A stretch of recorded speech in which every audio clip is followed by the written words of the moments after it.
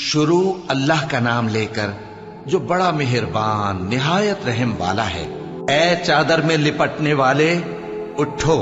اب خبردار کرنے لگو اور اپنے پروردگار کی بڑائی بیان کرو اور اپنے کپڑے پاک رکھو اور شرک کی گندگی سے تو الگ ہی رہو،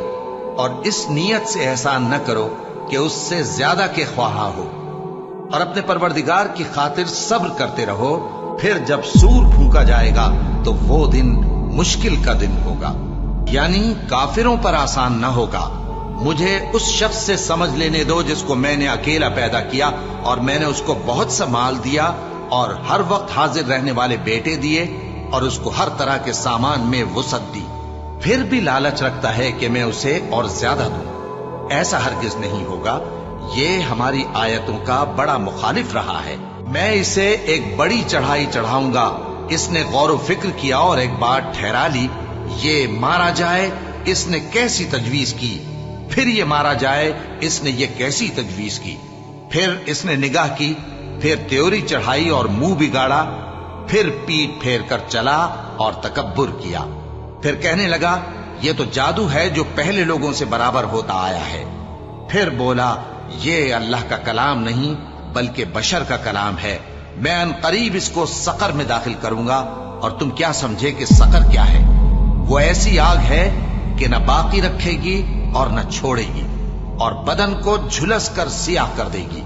اس پر 19 داروغہ ہیں، اور ہم نے دوزخ کے داروغہ فرشتے ہی بنائے ہیں، اور ان کا شمار کافروں کی آزمائش کے لیے مقرر کیا ہے،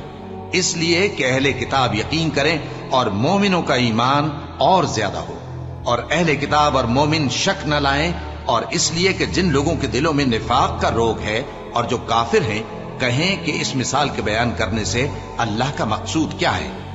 اسی طرح اللہ جس کو چاہتا ہے گمراہ رہنے دیتا ہے اور جس کو چاہتا ہے ہدایت دیتا ہے، اور تمہارے پروردگار کے لشکروں کو اس کے سوا کوئی نہیں جانتا، اور یہ قرآن تو بنی آدم کے لیے نصیحت ہے۔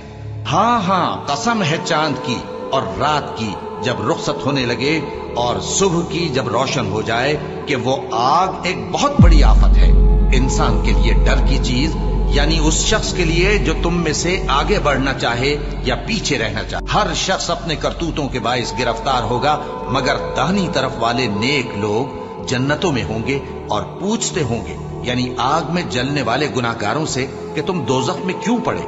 وہ جواب دیں گے کہ ہم نمازیوں میں شامل نہ ہوئے، اور نہ ہم فقیروں کو کھانا کھلاتے تھے، اور ہم بحث کرنے والوں کے ساتھ مل کر بحث کرتے تھے،